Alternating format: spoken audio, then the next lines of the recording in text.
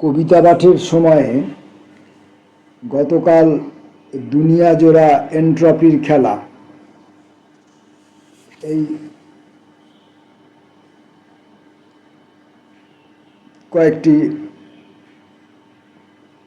আত্মকথন পড়েছিলাম। গতকালের শেষ যে অংশটি পড়েছিলাম তার শেষ নামটা ছিল পাসওয়ার্ড। আজকে আমরা আত্মদর্শন দিয়ে শুরু করব। দুনিয়া জোড়া এন্ট্রপির খেলায় আজকের প্রথম পাঠ আত্মদর্শন।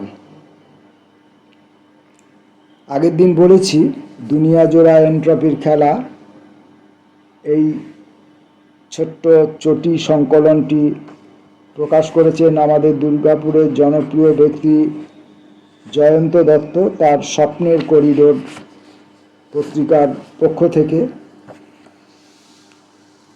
লেখকদের হস্তাক্ষরে লেখার মুদ্রণ বা এখনকার ভাষায় যেটাকে বলা হয় স্ক্যান করা, সেইভাবে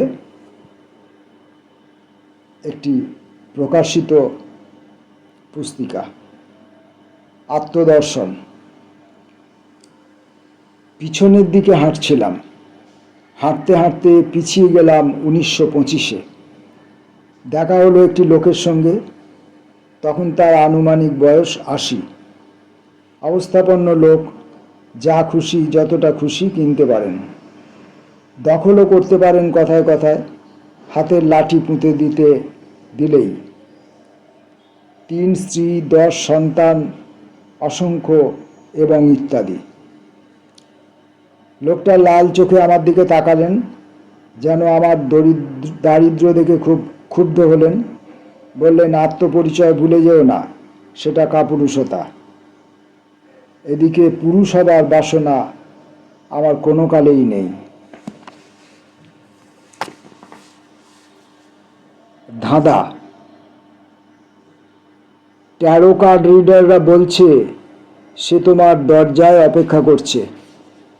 দরজা বলছে বহুকাল মানুষের মুখ দেখেনি।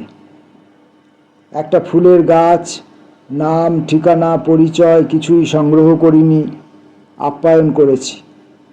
সেও বহুকাল ধরে রবীন্দ্রগান শিখতে চাইছে, পারছে না। একাধিক রাস্তাও অটো নিয়ে এসে অপেক্ষায় আছে আমার মধ্যে ঢুকতে চায় বলে।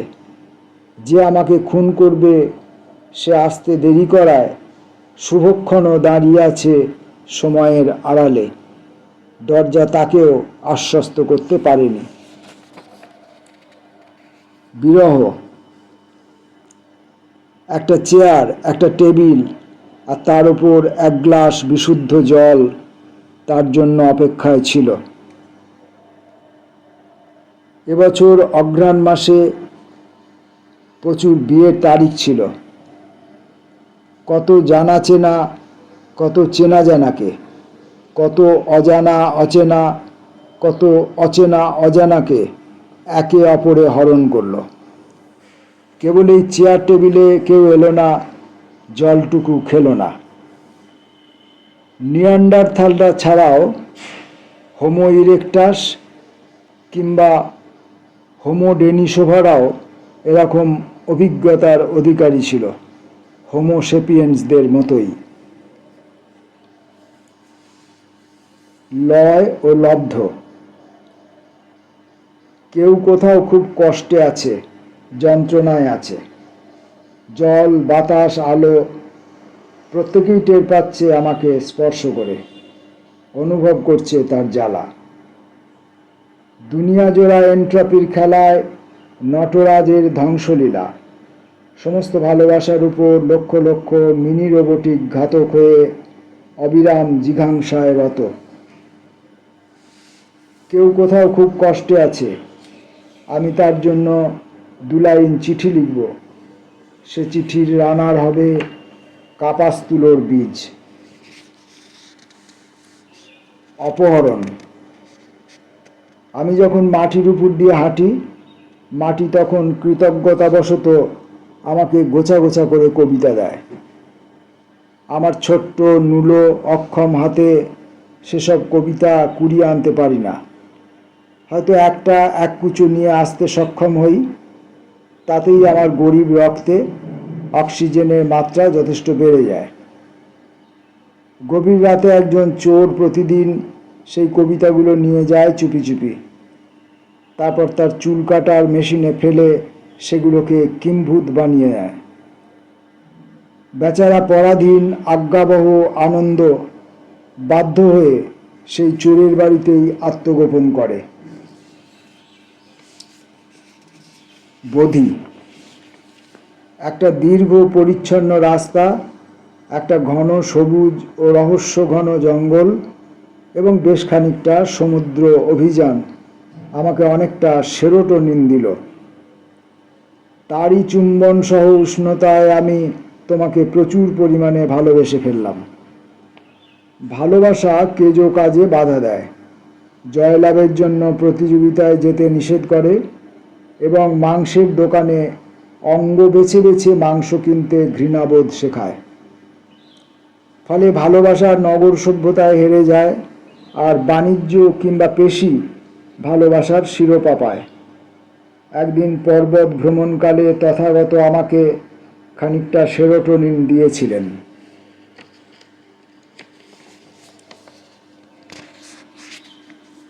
দুনিয়া জোড়া এন্ট্রপির খেলার শেষতম লেখাটি, 14 নম্বর কবিতাটি।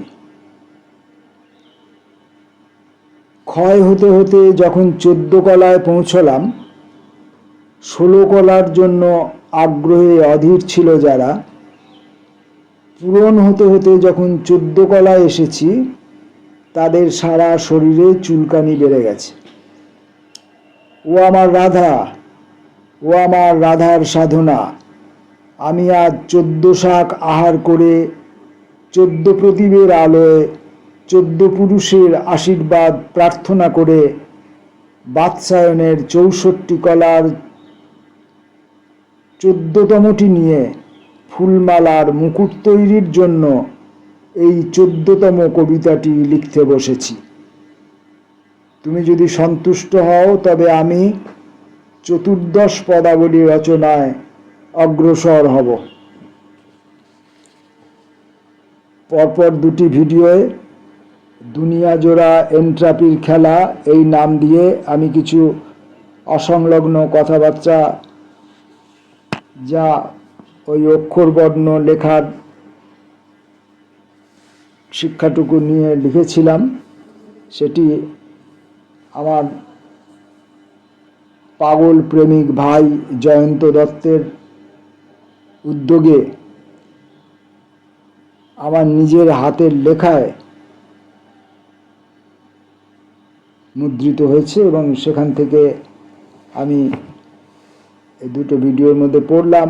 যেহেতু দুনিয়া জোড়া এন্ট্রাপির খেলা একটি কপি আমার বন্ধু প্রদীপ দাসের মাধ্যমে দীর্ঘদিন বাদে আমার হাতে এসে পৌঁছেছে, ফলে এই দুনিয়া জোড়া এন্ট্রাপির খেলা আমার কাছে অন্য যে বন্ধুরা চেয়েছিলেন তাদের হাতে আমি পৌঁছে দিতে এখনও পারিনি।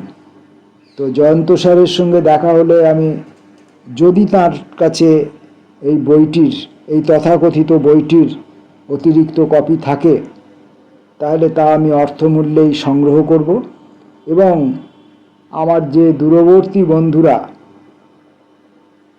যারা অকারণেই আমাকে ভালোবাসা দিয়ে ভালোবাসার অপচয় করছেন, তাদের কাছে আমি এই পুস্তিকাটি পাঠিয়ে দেওয়ার ইচ্ছা পোষণ করছি। নমস্কার।